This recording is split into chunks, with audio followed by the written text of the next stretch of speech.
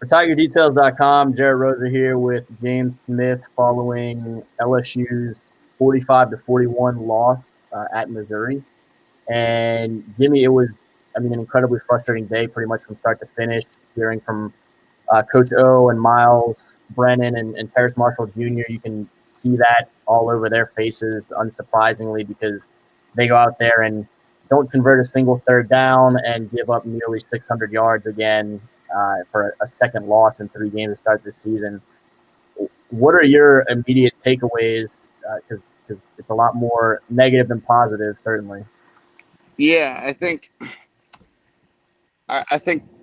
really surprising start. I mean, generally speaking, I feel like over the last however many years, I've been able to get a good grasp of what the team might look like going into the season. Going into this season, I thought this would be a defensive team that was carried by the defense, with the offense, showing flashes, but really struggling to perform with consistency. Well, it's been the opposite, right? I mean, this might be the worst defensive performances I've seen, in a 2 out of 3 week stretch from any LSU defense that I can remember in any recent memory. So it's been very surprising to see this team come out this way, to not be physical at the point of attack, to not tackle well, to blow assignment after assignment, and inside of a Bo Pelini defense. It's just not what I expected at all. So I know Ed Orgeron has to be furious, and they have a lot of things to work on this week.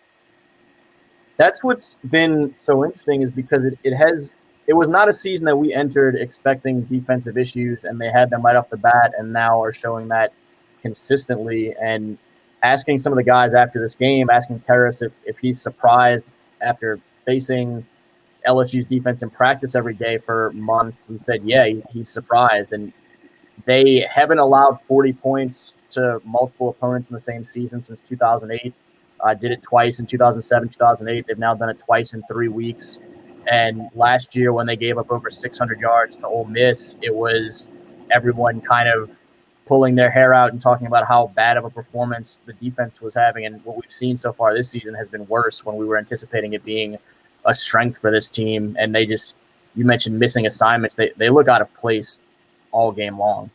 Yeah, all game long. And I mean, even when you really needed to stop in the fourth quarter, and they're running a simple coverage, cover 4 quarters, and somebody's just wide open. I mean, that ball was in the air. I didn't even see an LSU player in their frame, and they weren't even zoomed in. There was nobody within 20, 25 yards of that man. And then the open field tackling has just been really bad all year. They're a man coverage team that's trying to learn how to play zone coverage. And they're taking it a little step further by switching off a lot in that zone and things of that nature. And I want to say it's tough for a team with 6 weeks to implement a completely new scheme, to go from those variations from a man coverage to a zone heavy team and things of that nature. But a lot of teams around the country are facing the same thing. So that's certainly no excuse for them. I know Missouri has new coaches. Mississippi State, new coaching staff, are running a 3-3-5, a completely different system they were running. They don't seem to be having the amount of issues that LSU's having on defense. So it's alarming. It's bad technique on every level. Play after play, today's stream, it was hard for me to really pause and rewind as I like to do. But every play I find myself saying, like, man, God, that was such a bad play.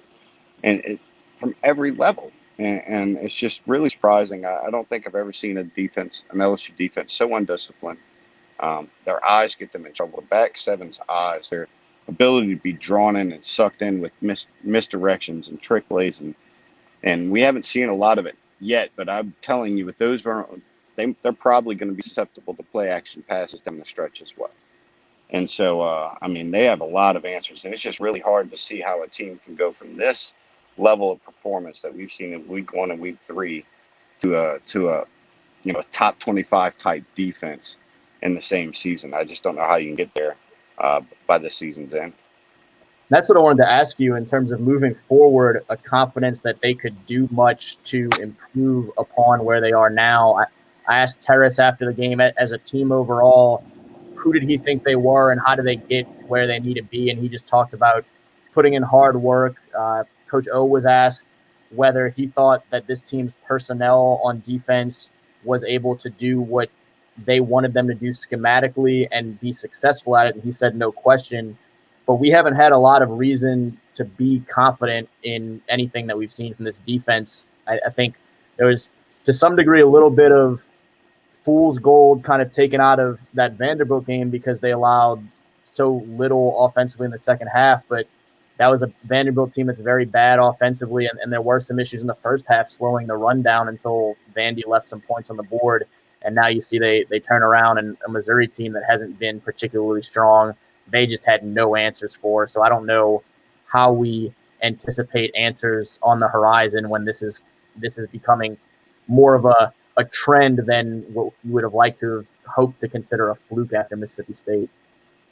Yeah, I mean, personnel-wise, I think if you were to take, you look for a certain type to fit a scheme, right? And that's really an athleticism, physique, and a mold. And I think they have those types. They certainly don't have the discipline as a unit. They aren't technically sound in tackling and so on. So schematically, they have the right type of players, personnel-wise, but they're just not clicking. And I mean, there are some areas to get better in, and they will. They won't have as many blown assignments by year's end. They should be a little better tackling by year's end. But I just don't know if they have the right pieces in the places they have to be a really good defense in today's game. Don't see any interior push from defensive linemen. You really need that interior push to disrupt these short, quick passing games in today's SEC play. They don't have that. You really need safeties that are really good in coverage and man the back end and come down and cover over the slot. They've really struggled in those regards. You need some dynamic edge rushers. Ali Gay no-show today, and they look to have Ojulari. They show some flashes there, but without that interior rush. And then the linebacking play it's really been poor. This has been some of the worst linebacking play I've seen from LSU. I mean, I watch a lot of high school film, and I don't see that many guys out of position, getting out of their gaps, getting caught up in misdirections, and a lot of high school film as I've seen in LSU in these first few weeks. So that linebacker position really needs to get better, and there's a lot of veterans there. Maybe not a ton of experience playing on this LSU team. Damone Clark had some starts last year when Jacob Phillips was out, but I mean, this team should be better. That unit should be better. And by season's end, I expect them to be a little better, but they have a long way to go. And I really think they need to enhance that personnel package to get some more dynamic guys in that front seven and some real, some better safeties.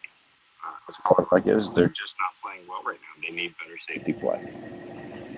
Winding down on potentially a positive note, Miles Brennan goes out there and throws for over 400 yards. Terrace Marshall's up at 235 on 11 catches, 3 touchdowns.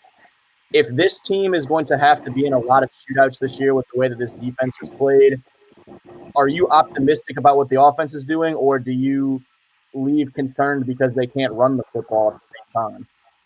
Yeah, I think it was rather telling today for me, being that the defense hasn't played the way you wanted to in week one. And I thought they would really come out and try to run the ball today. And the fact that they didn't shows me that as a staff, they really don't trust their ability to do so. So I think that was the most concerning part there. I think their passing game is certainly dynamic enough to put points on the board and be able to stay close in a lot of games. But I'm telling you now, if you're allowing 600 yards plus per game against Mississippi State and Missouri and 4+ points, I mean, I don't care what your offense does. You're not really going to have much of a chance when you go up against some of these upper echelon SEC teams. So, Terrace Marshall's definitely improved his game. He is a go-to number one receiver, legitimate first-round pick caliber guy. Eric Gilbert flashed a lot of potential, and they showed a lot of confidence in him early on, kind of drifted away from him, came back to him late. But I think they have all the pieces there in the offense to have a dynamic passing attack, but I don't see any trust in their ability to run the ball at this moment.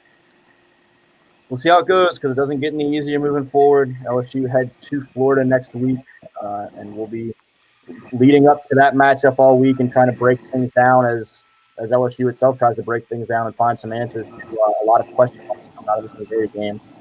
For TigerDetails.com, he's James Smith. I'm Jerit Roser, truly Brewland, working behind the scenes. Thanks for watching.